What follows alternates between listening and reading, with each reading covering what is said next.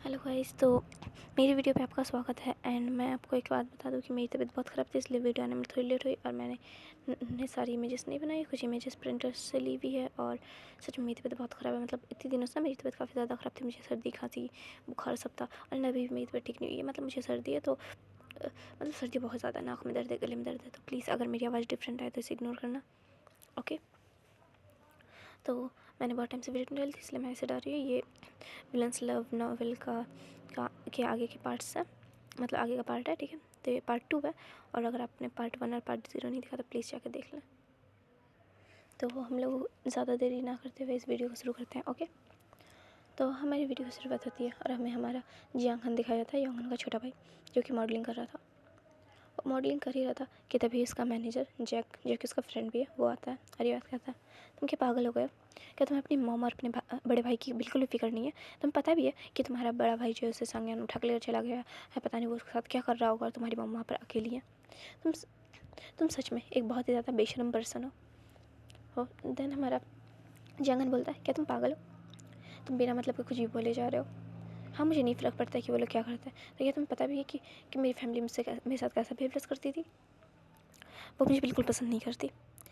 हाँ, वो शुरू से मेरी फैमिली जो है मुझे इसलिए पसंद करती है क्योंकि है ना, मैं एक बीस्ट मैन हूँ और मैं उनकी फैमिली को आगे लेके जा सकता हूँ। और मेरा भाई ह्यूमन है, तुम्हें पता है, उसके साथ बिल्कुल भी अच्छा बिहेवियर्स नहीं होता था। और जहाँ तक बात रही मेरा भाई, मुझे पता है कि मेरे भाई को कुछ भी नहीं होगा, क्योंकि मुझे संज्ञान पे पूरा भरोसा है कि वो कुछ भी हो, मेरे भाई के साथ कुछ भी गलत नहीं करेगा। और जहाँ तक बात रही मेरी मॉम की, तो उनकी तुम्हें टेंशन लेने की ज़रूरत नहीं है। और हाँ, मुझे ज़्यादा फालतू की बकवास नहीं पसंद है ना। उसके बाद जैक कहता है कि हाँ, तुम्हें सारी चीज़ें तो फालतू की बकवास ही लगती है। तुम सच में, मुझे लगता है कि तुम्हें सच में एक बार जाकर देखना चाहिए कि तुम्हारी मम्मा आखिर किस हाल में है। तुम्हारे भाई के को तुम्हारी ज़रूरत है, तुम्हें उसे जाके बचाना चाहिए। तुम्हें संज्ञान पे भरोसा है, बट अगर सोचो कि अगर संज्ञान ने तुम्हारा भरोसा तोड़ दिया, फिर तुम क्या करोगे? देन वो लोग इतनी बात कर ही रहे थे कि हमें एक बंदी को दिखाई, मतलब एक लड़की को दिखाया जाता है, ओके। एक लड़की को दिखाया जाता है जो कि है ना काफ़ी ज़्यादा सुंदर थी, और उसका नाम क्यों था, ये है ना हमारे जंग हन के साथ काम करने वाले, ये भी एक मॉडल है। और ये एक फॉक्स लेडी है, मतलब ये बीस्टमैन वाली स्टोरी है। दैन ये एक फॉक्स लेडी है, ओके, ये एक फॉक्स है। एंड उसके बाद हमारा जो जंग हन होता है वो उस लड़की को देखता है, और है ना हमारा जो जैक होता है वो उस लड़की को पसंद करता है, ओके, फॉक्स लेडी को पसंद करता है। और हमारे जो जैक है वो एक रेबिट बेस्टमैन है, ओके। तो वो उस लड़की की तरफ देखता है और याद बोलता है, क्यों आखिर तुम आई हुई, तुम्हें नहीं लगता मॉडलिंग में आने के लिए तुमने थोड़ा लेट कर दिया? देन क्यों बोलते हैं, हाँ आई नो मैं लेट हो गई हूँ क्योंकि मैं बाहर गई हुई थी, तो मुझे आने में थोड़ा देरी हो गई। वैसे तुम दोनों का मुँह देख के ऐसा क्यों लग रहा है जैसे कि तुम दोनों ने झगड़ा किया? देन हमारा जंगन बोलता है, हाँ हाँ इसने झगड़ा किया है मुझसे, ये बिना मतलब कि मेरी फैमिली की बातें बीच में लाता है। इसे क्या ज़रूरत है मेरी फैमिली के बारे में मुझसे बात करने की, जब इसे पता है कि मेरी फैमिली का नाम आते ही मेरा मूड ख़राब हो जाता है।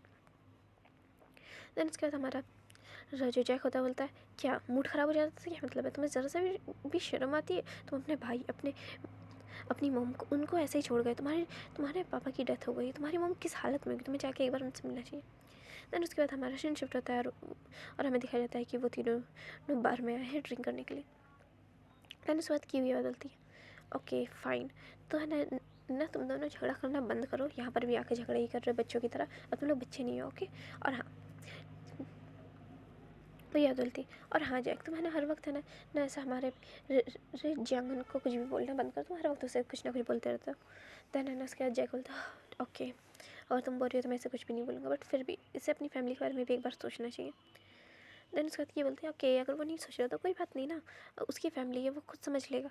और हाँ, अब जंगन तुम बताओ कि तुम आखिर तुम्हारी तो शादी होने वाली थी, तुम यहाँ क्या कर रहे हो? मतलब यहाँ पर तुम आए हो तो क्या बात है?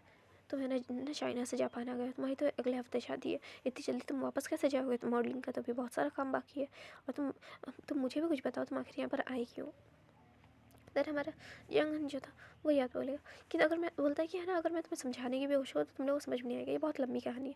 देन उसके फ्रेंड्स बोलते हैं कि प्लीज़ हमें बताओ, हम लोगों को भी जानना है कि आखिर तुम्हारे तो तुम यहाँ पर मतलब भाग कर क्यों आए? देन वो याद बोलता है, तो शुरू से मैं तुम्हें अपनी स्टोरी बताता हूँ।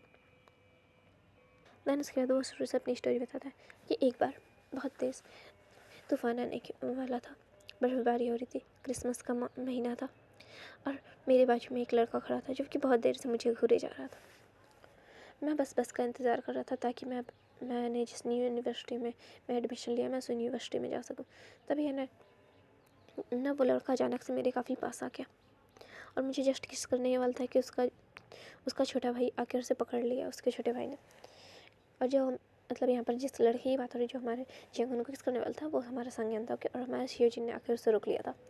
और वो याद होता था कि उस दिन के बाद से हमेशा मुझे उसका सपना आने लगा। मैंने देखा कि सपने में कि मैं हमेशा देखा करता है कि मैं उसके पास जा रहा हूँ, वो मेरे काफ़ी पास है और मैंने उसे किस किया और हमेशा मेरा भ्रम टूट गया था और वो हमेशा सपना रहता। मैं हर जगह उसी को देखने लगा था और मुझे रियलाइज़ हुआ कि सच में मैं किसी से प्यार करने लगा।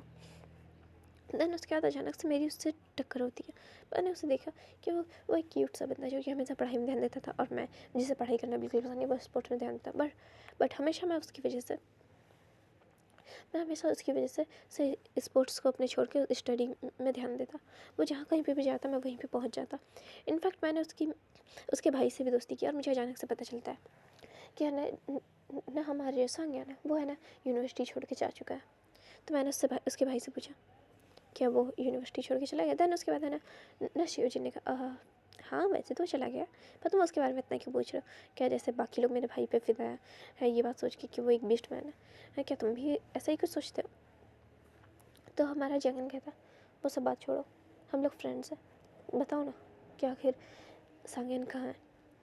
देन उसके बाद हमारा शिवजिन कहता है हाँ ओके बता रहा हूँ मैं, तुम्हारा जो सांगन है वो है ना अभी फ़िलहाल बिज़नेस संभाल रहा है और वो डैड के काम में हेल्प कर रहा है। उसने यूनिवर्सिटी छोड़ दी, उसने कहा वो अब आगे पढ़ाई नहीं करेगा। अब खुश और कुछ टाइम बाद मैं भी यूनिवर्सिटी छोड़ दूँगा। देन उसके बाद है ना हमारा जंगल का था। उसके बाद वो है ना मुझे रियलाइज़ हुआ कि उसने यूनिवर्सिटी छोड़ दी है। मैं हर जगह उसे ढूँढने लगा। मैंने उसे तब तक ढूँढा जब तक वो मुझे मिल ना गया। फिर मुझे पता चला एक कंपनी में वो है ना एक कंपनी का वो ओनर है। दैन मैंने उसकी कंपनी में मॉडलिंग करना स्टार्ट की। मैं हमेशा उसके आसपास रहने के लिए मैं हमेशा उसकी कंपनी में मॉडलिंग किया करता। उसकी कंपनी में एक नॉर्मल वर्कर। इनफैक्ट मेरे पापा का खुद का भी बिज़नेस है, बट मैंने अपने पापा का बिज़नेस छोड़ के मैंने उसकी कंपनी में मॉडलिंग करना। मैं हमेशा उसके पीछे पीछे घूमता रहता, जहाँ पर भी वो जाता वहाँ पर पहुँच जाता। ऐसे ही करके कुछ टाइम बीते और देन लेकिन उसने कभी मुझे नोटिस नहीं किया। दैन उसके बाद मेरी मॉम ने मुझे बताया एक लड़के से मेरे रिश्ते की बात लगाई है उन्होंने। मतलब वो चाहती हैं कि मैं उनसे शादी करूँ, बिज़नेस में इससे काफ़ी फ़ायदा होगा। देन उन्होंने बताया कि बिज़नेस में इससे बहुत फ़ायदा हुआ। तो मैंने कहा ओके, बट वो है कौन?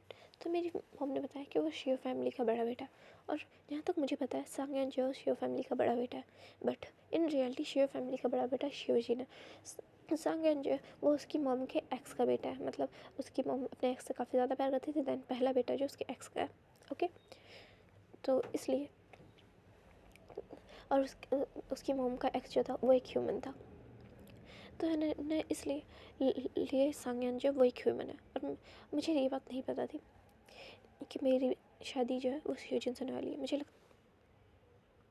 मुझे लगता था कि मेरी शादी जो है वो है ना सांगन से होगी, पर मेरी शादी शिवजिन से होने वाली थी। मैंने अपनी मॉम से पूछा था कि आखिर ना जो ये शादी होने वाली है तो इसमें ज़्यादा फ़ायदा किसका बिज़नेस से रिलेटेड में? तो मेरी मॉम ने कहा कि अगर मैचिंग रेट की बात की जाए तो शिव फैमिली का जो बड़ा बेटा है उसकी मैचिंग रेट जो है ना वो किसी के साथ भी मैच नहीं कर रहा है। वो उसका मैचिंग रेट ज़्यादातर लोगों के साथ जैसे 2%, 10%, 20% इतना आ रहा है और तुम्हारे साथ उसका मैचिंग रेट 50% है। इसलिए तुम दोनों साथ में ज़्यादा सूटेबल रहोगे। इसलिए उसकी फैमिली जो है वो है ना हमारी फैमिली में मतलब शादी करवाना चाहती है।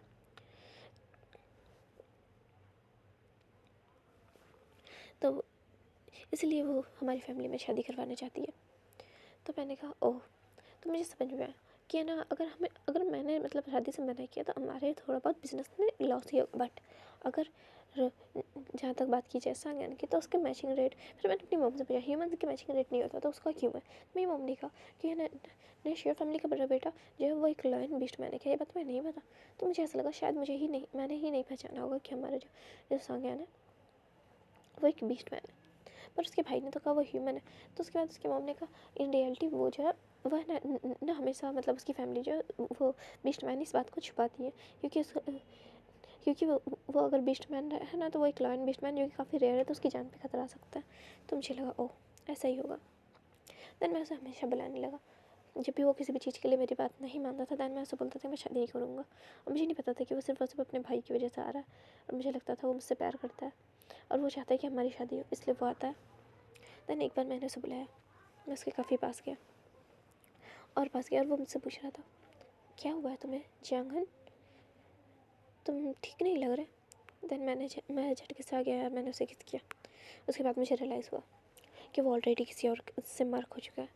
और मैंने उसे कहा, फिर उसने मुझे कहा, क्या कर रहे हो तुम, पागल हो गए हो क्या। तो मैंने उसे कहा, हाँ मैं पागल हो गया हूँ। क्या तुम मुझे बता सकते हो कि किसके फेरोमोन से खुशबू, या तुम्हें पता नहीं एक बेस्टमैन को दूसरी बेस्टमैन की खुशबू से सख्त नफरत है।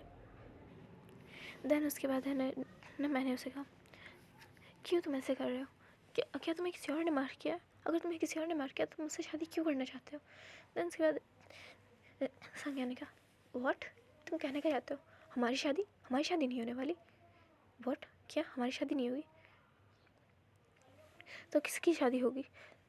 उसके बाद संज्ञा ने कहा, हमारी शादी नहीं होगी, तुम्हारी शादी है ना शियोजिन यानी कि मेरे छोटे भाई से होने वाली है। लिए और तुम प्लीज़ ये फालतू की औकात बंद करो। और क्या, अगर मुझे किसी ने मार भी किया है तो तुम्हारा क्या जाता है, किसी ने मार किया तो मुझे मार किया। दैन मैंने ऐसा बोला, क्या तुम सच में मुझसे प्यार नहीं करते, क्या तुमने मुझे कभी नोटिस तक नहीं किया, क्या मैं हमेशा। देन उसके बाद है ना हमारा जो जियांग तो देन उसके बाद हमारा जियांग कहता है, हो क्या तुमने कभी भी मुझे नोटिस नहीं किया, क्या तुमने मुझसे कभी भी प्यार नहीं किया। देन उसके बाद हमारा क्यूटी भाई कहता है, संगन, हाँ क्या तुम्हें अभी भी ऐसा लगता है कि मैंने तुम्हें कभी भी नोटिस नहीं किया।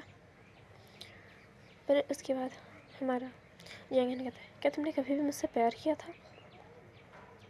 उसके बाद संगन कहता है, मैंने प्यार एक लड़के से किया था,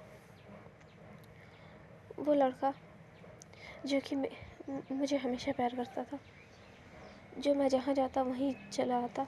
इनफैक्ट वो हर वक्त मेरे साथ रहता था, और इनफैक्ट उसने मेरी कंपनी भी ज्वाइन की थी, वो मॉडलिंग करने लगा था मेरी कंपनी में। मैं उस लड़के से काफ़ी ज़्यादा प्यार करता हूँ, जो कि मुझसे बहुत ज़्यादा प्यार करता है, बहुत ज़्यादा डीपली जो मुझे प्यार करता है। तो हमारा जियांगन सोचता है, ओह तो ये उस लड़के से प्यार करता है जो कि इसकी कंपनी में मॉडल था, ये मुझसे प्यार नहीं करता, ये उस लड़के से प्यार करता है। क्या बकवास है ये, इसने कभी मुझसे प्यार ही नहीं किया। तो इसका जियांगन ये बात कहता है, ओह तो तुमने कभी मुझसे प्यार नहीं किया। हमारा संज्ञान से कहता है, ऐसी बात, हाँ। मैंने वो अपनी बातों को छोड़ के बोलता, हाँ मैंने तुमसे कभी प्यार नहीं किया, मैं सिर्फ उस लड़के से प्यार करता था और हमेशा करता रहूँगा। देन उसके बाद हमारा जियांगन ये होता है, फिर उसके बाद मैं घर छोड़ के भाग गया, क्योंकि उसने मुझे कहा था कि वो मेरे से शादी करके रहेगा, मतलब मेरी शादी करवा के रहेगा वह शिवजिन से। देन मैं घर छोड़ के भाग गया। तो हमारी री क्यों कहती, तुम पागल हो क्या, तुमने उस इतनी छोटी सी बात पर घर छोड़ के तुम भाग गए, क्या तुमने नोटिस भी किया कि वो तुमसे प्यार करता था, उसने तुम्हें प्रपोज किया था।